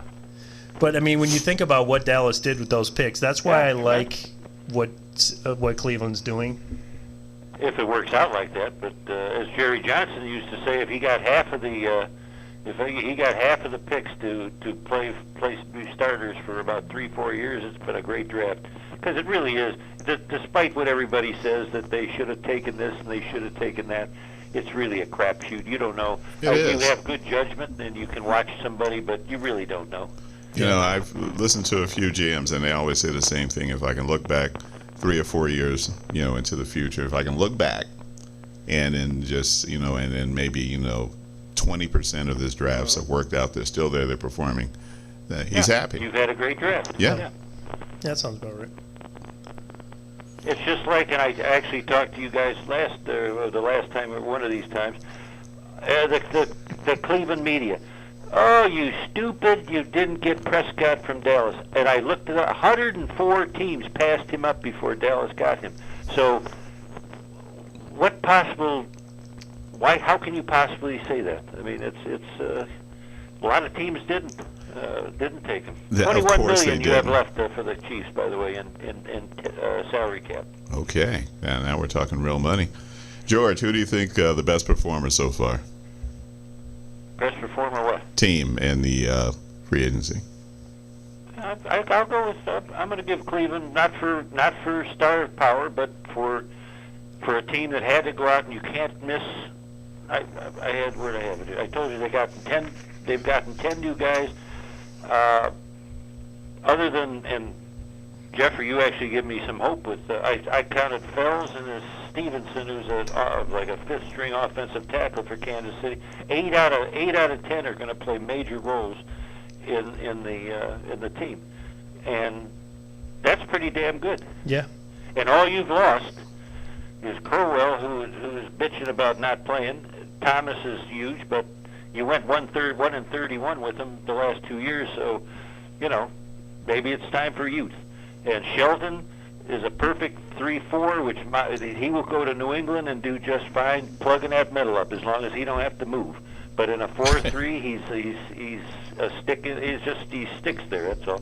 Yeah. And Kaiser, he needed a change of scenery, so we lost very little, gained 8 people. Not all starters, but rotational players, which they love to do. That Williams loves, as when he came in.